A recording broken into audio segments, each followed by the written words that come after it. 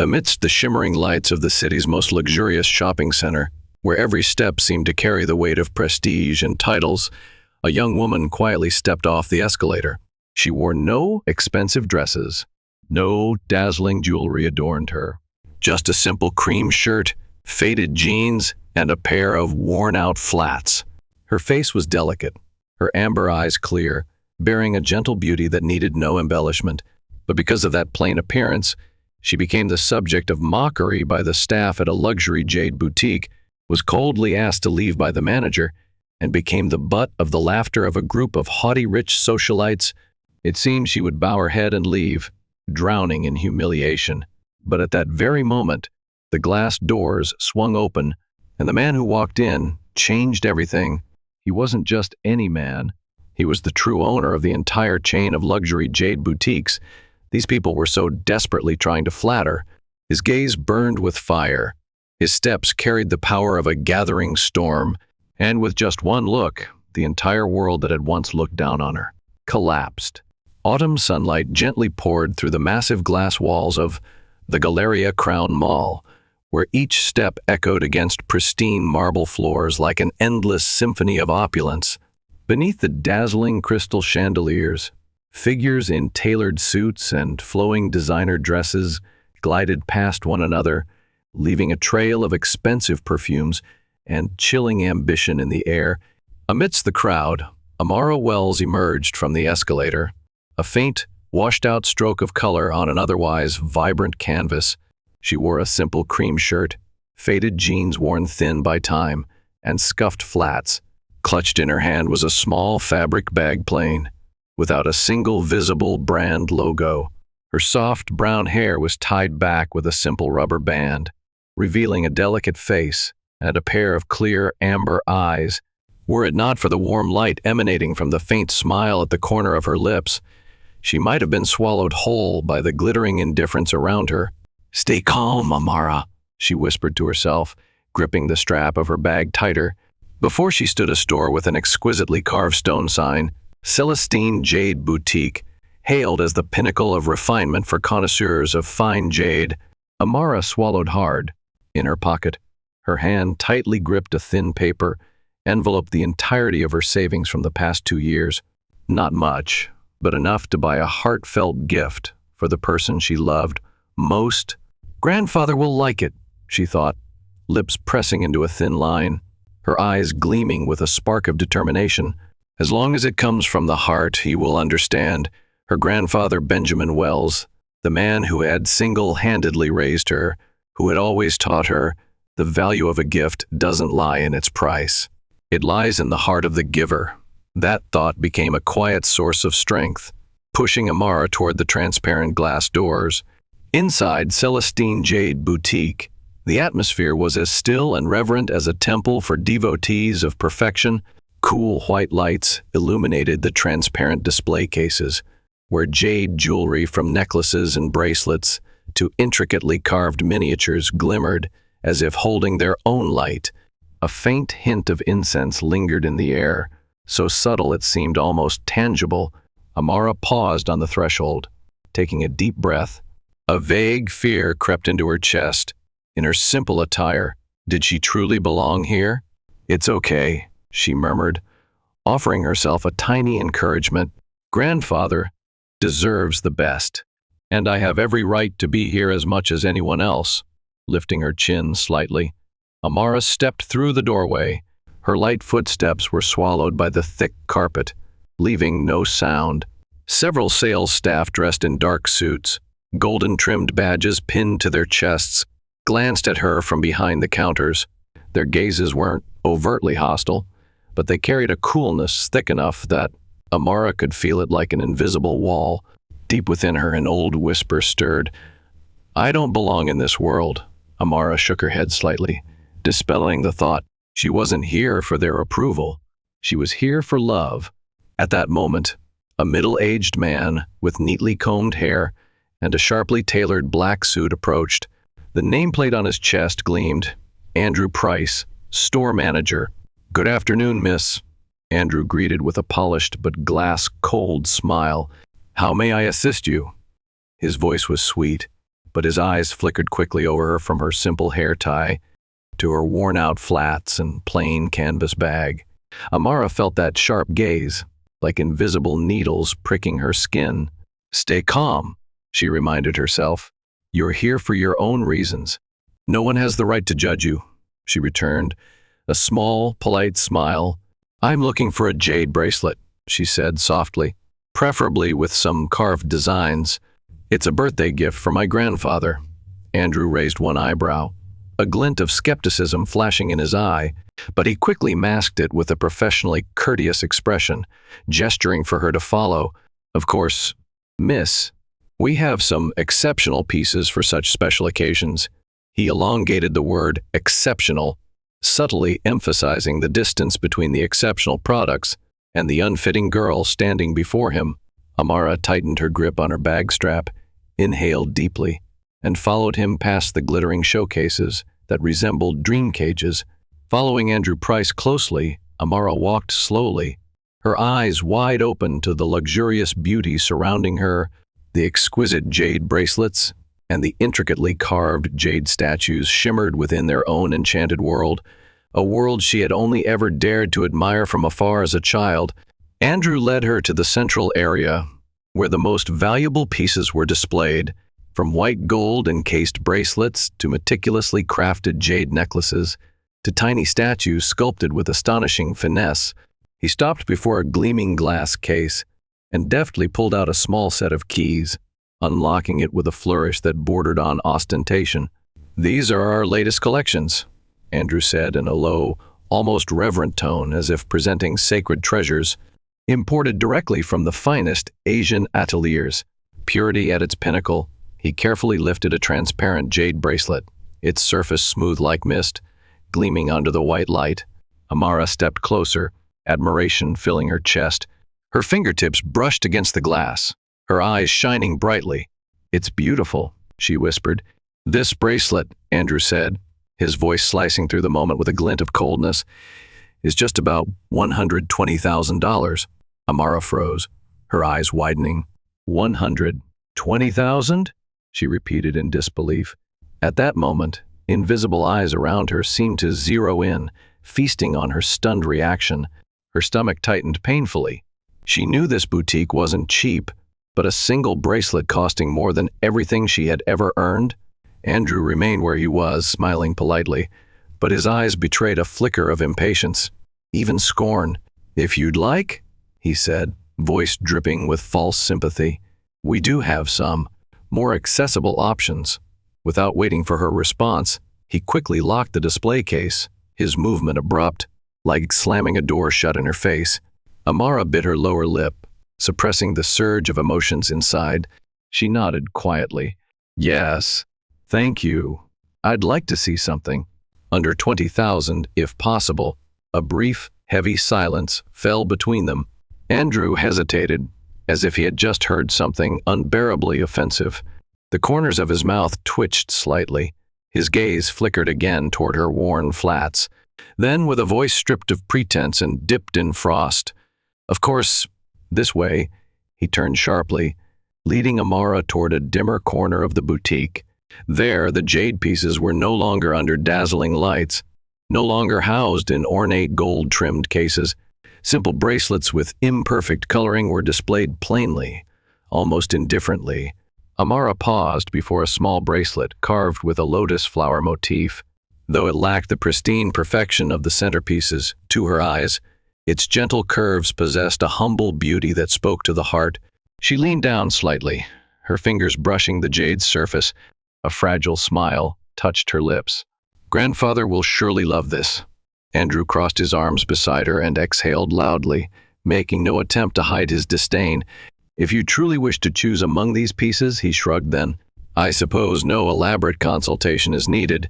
His voice was sweet but brimming with barely concealed mockery. Amara tightened her grip on her bag. Part of her wanted to turn and leave, but another part, stronger, rooted her to the spot. "I'm not here to buy their approval. I'm here to buy a gift for someone I love." She inhaled deeply and lifted her chin. "I'll consider it a little more," Amara said, her voice soft yet steady. Andrew sneered silently, retreating a few steps as if afraid to be contaminated by her modest appearance. From afar, laughter tinkled across the boutique, the sharp, shrill laughter of newly arrived patrons.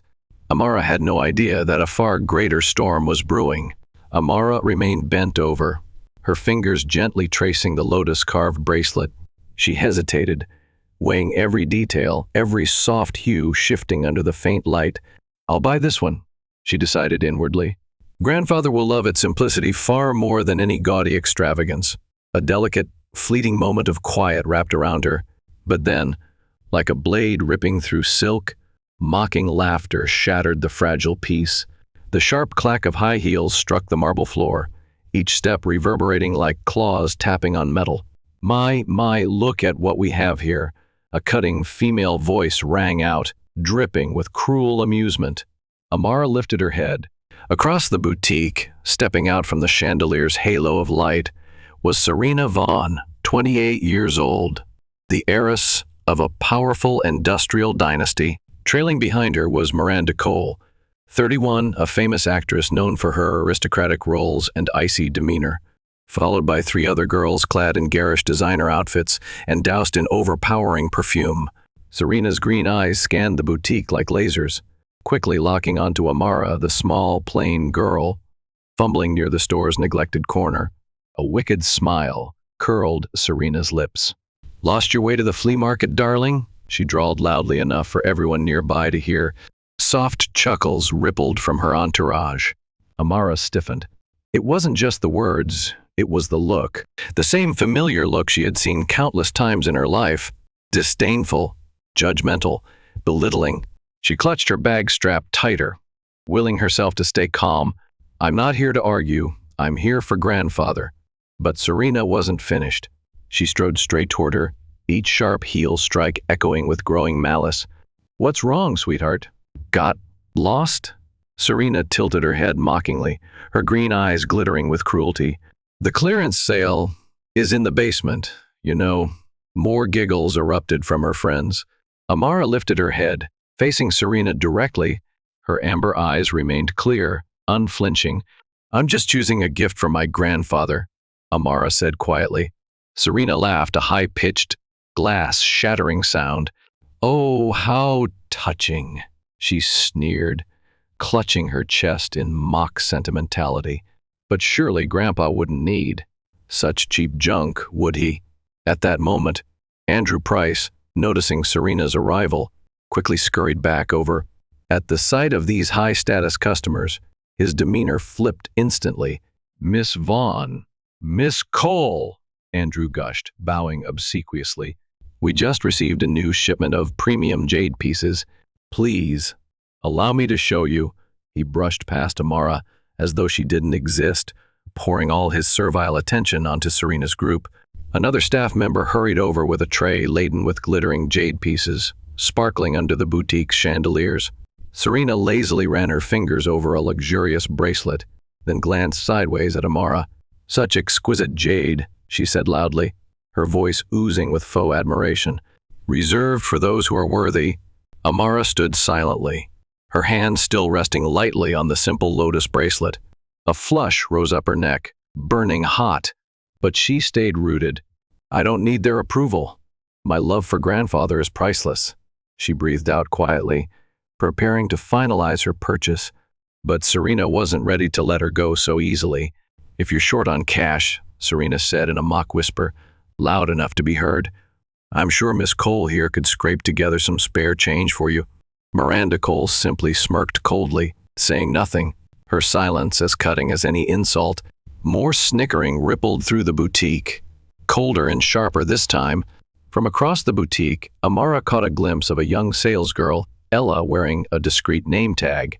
In Ella's gaze, Amara saw something rare, silent empathy, a flicker of reluctant sadness. In that fleeting connection, Amara found strength. "I have nothing to be ashamed of. I've done nothing wrong." She inhaled deeply and turned to face Serena and her entourage. She said nothing. No retorts. No anger. Just stood there, spine straight, her clear gaze unwavering, a small, steady candle flickering against the oncoming storm. And somehow, that unspoken dignity made Serena falter for a split second, a small, almost imperceptible crack in her carefully curated facade. The atmosphere inside Celestine Jade Boutique thickened, electric with tension. Amara remained motionless, dwarfed by glittering showcases, yet unbowed. Sensing the shift, Serena's frustration mounted. To someone like her, calmness in the face of mockery was the ultimate defiance, something she could neither tolerate nor understand. "Hey," Serena called out, stalking closer, the folds of her designer dress swirling around her expensive heels. "Why are you still here?" Her voice sharpened, no longer playful but edged with real venom. "If you can't afford anything, then get out. Let the store serve real customers." Behind her, her friends' mocking giggles swelled like vultures circling above. Amara bit her lower lip.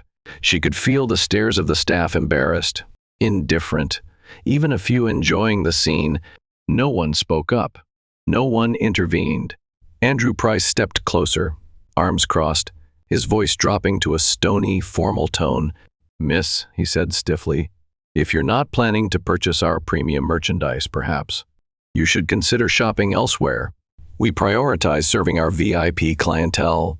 Amara felt as if a bucket of cold water had been dumped over her. "CIPs, I'm not a VIP.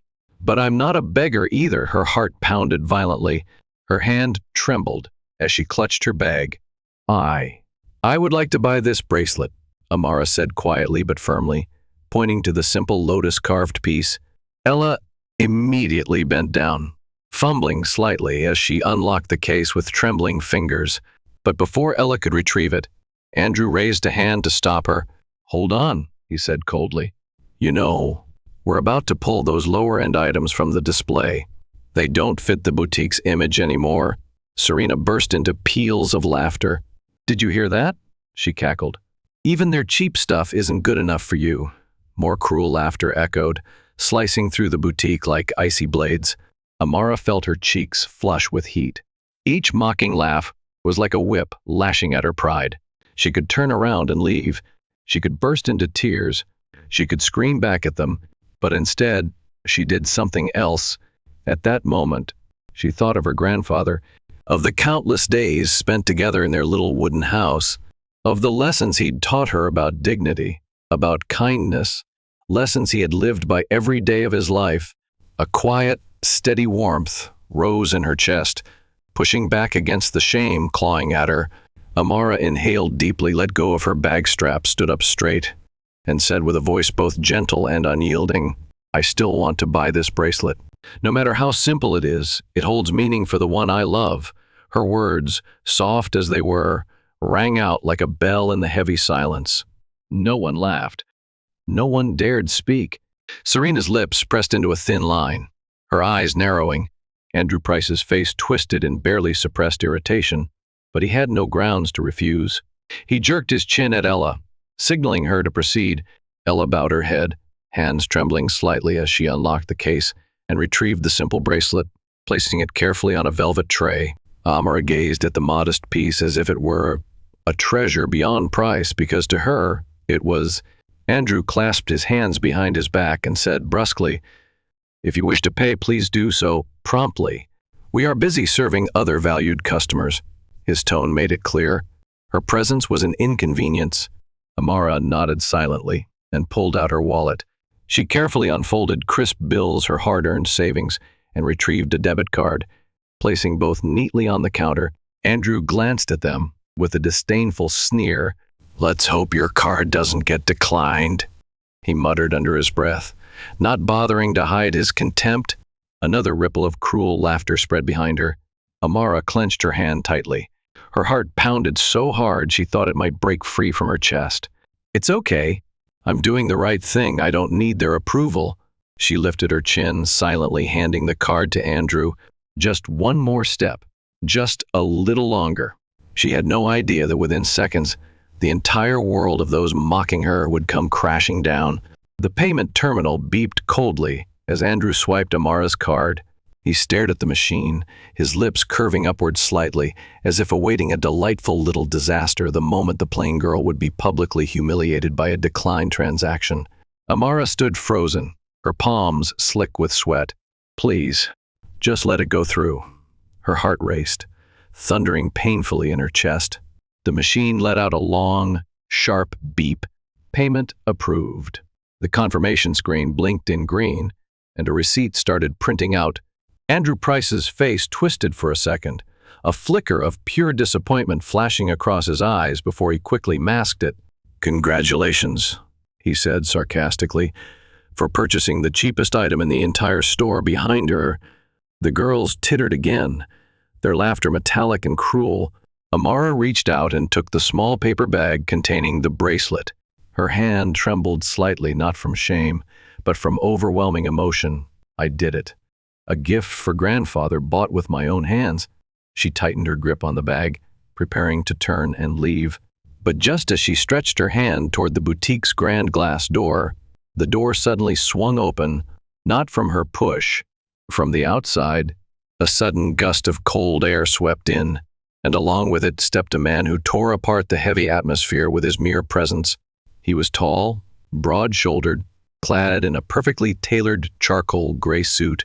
A crisp white shirt peeked from underneath, its top button casually undone, exuding an effortless elegance that could not be faked. The golden twilight cast a soft halo around his neat hair, highlighting a sharply chiseled face with dark, piercing eyes that seemed to strip away all pretenses and masks. His steps were slow and steady, each one sending invisible shockwaves across the marble floor. Immediately, two black-suited bodyguards flanked him, earpieces glinting subtly under the chandeliers. All whispering ceased. Every mocking smirk froze. Serena Vaughn stopped laughing. Miranda Cole stopped breathing.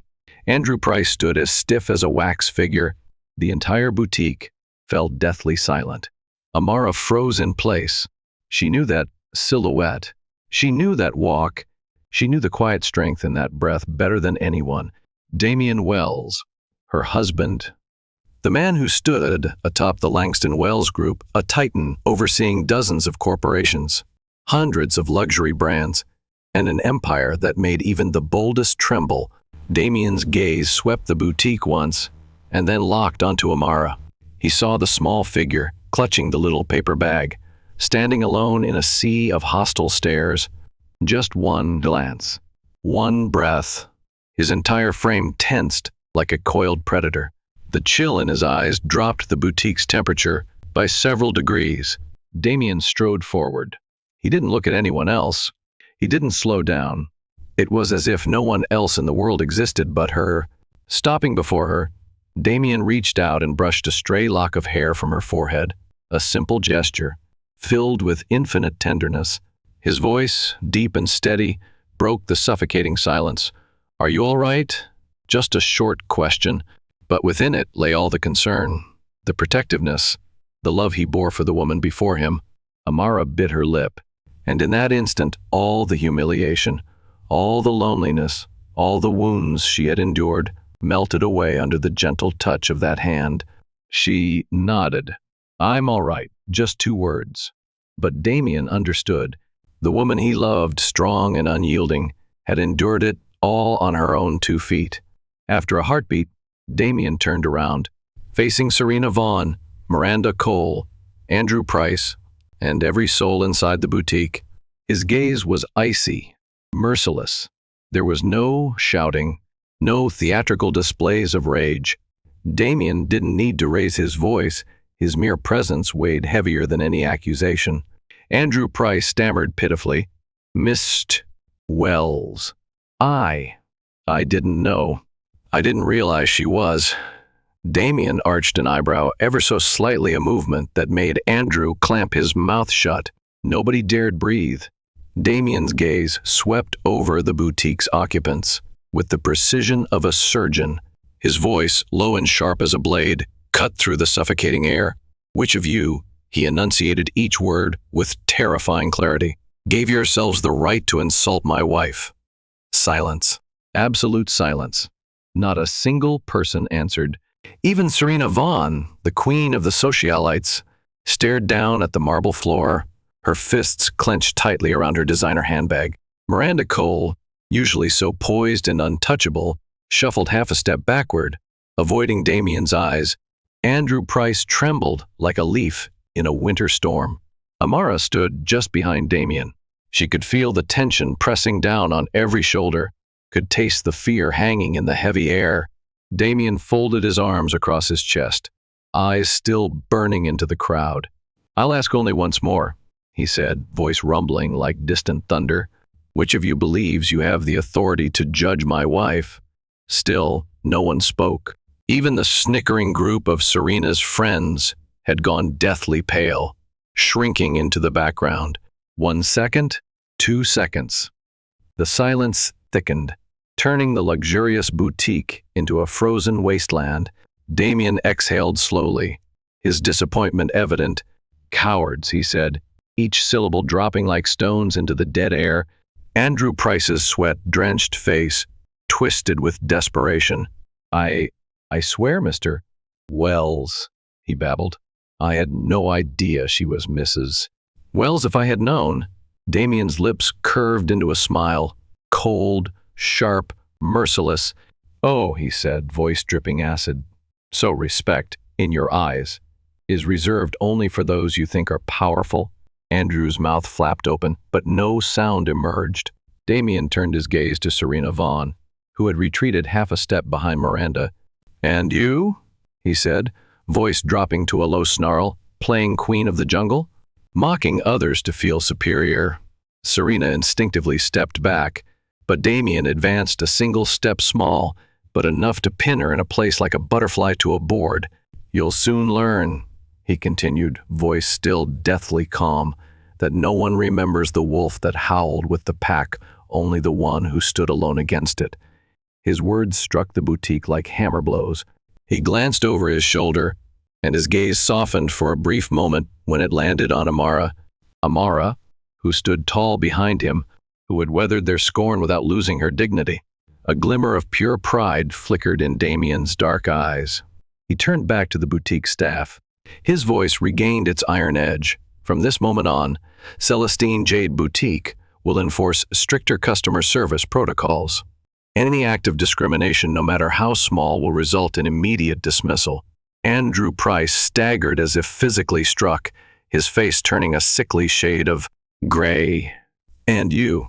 Damian fixed his gaze firmly on Andrew. "Pack your things. You're done." The words rang out sharp and final, like a sword severing a noose. The boutique remained deathly silent. Andrew's knees almost buckled. He opened his mouth again, perhaps to beg, but Damian had already turned his back, dismissing him without a second glance. Serena Vaughn stood frozen, her lips bloodless, her body trembling. Miranda Cole, normally so poised, quietly edged away into the gathering crowd. Trying to disappear, Amara tightened her grip on the small paper bag in her hand. She felt no gloating satisfaction, no thirst for revenge, only a deep, powerful sense of freedom like a fresh breeze sweeping away all the dust and grime left by their contempt.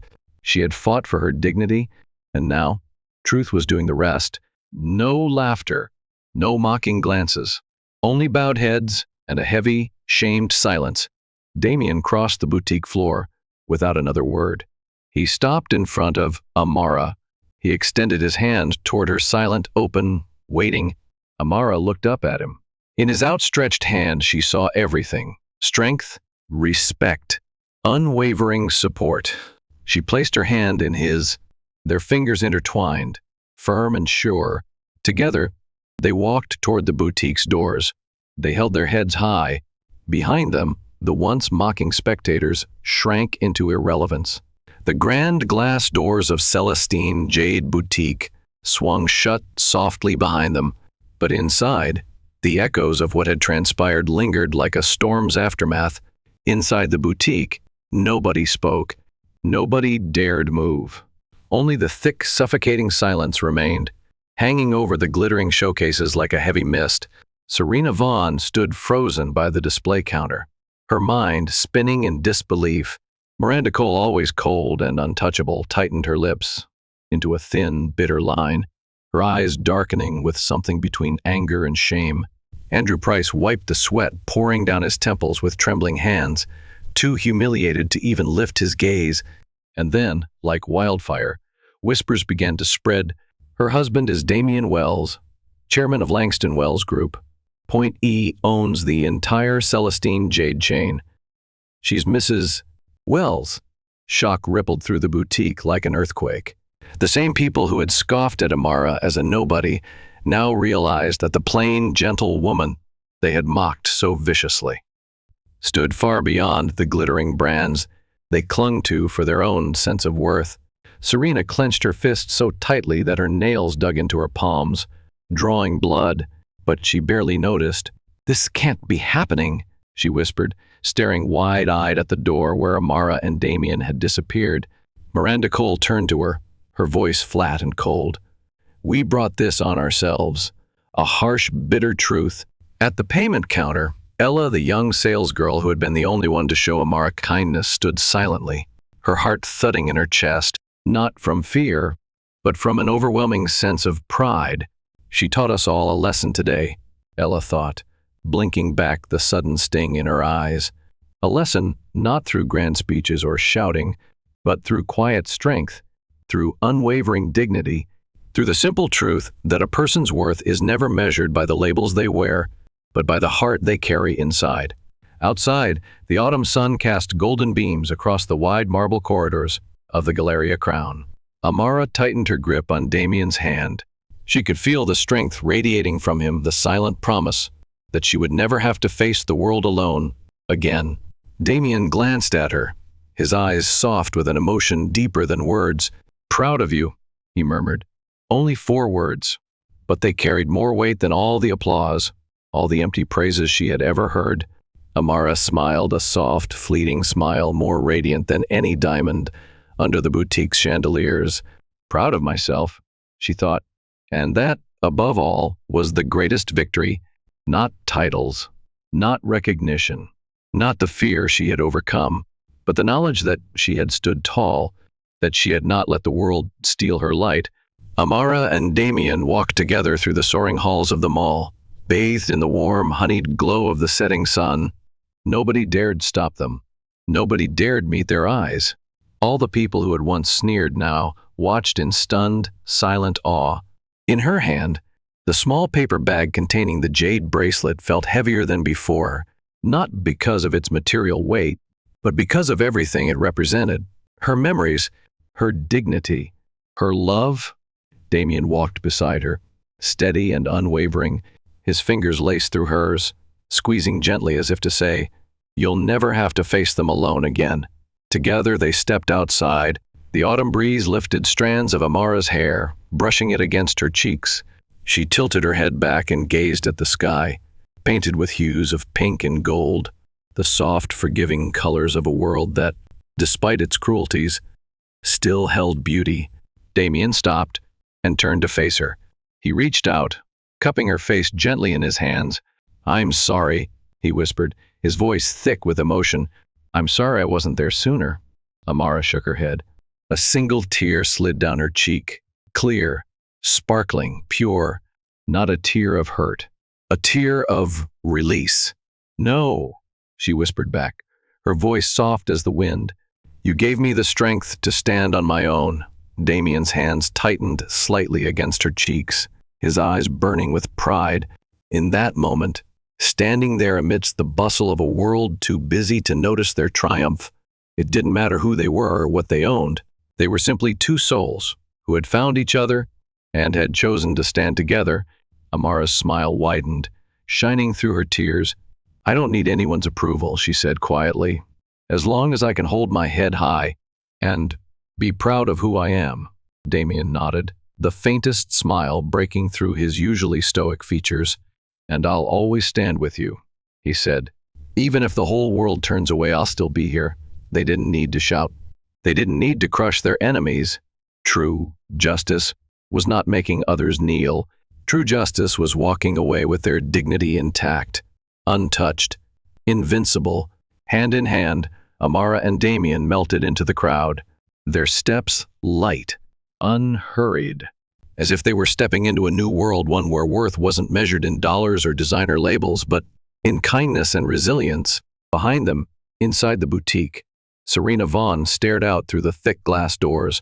Inside her chest, a new emotion churned, a bitter cocktail of shame, regret, and loss, not because Amara was Mrs. Wells, but because she had lost the chance to treat a pure heart with respect before knowing her true power. A harsh, unforgettable lesson. The sky above deepened into a rich shade of twilight, but within Amara's heart, a brilliant light burned brighter than ever, a light no cruelty could extinguish, a pride no mockery could touch, a victory not marked by triumph over others, but by the unwavering, quiet triumph of remaining true to herself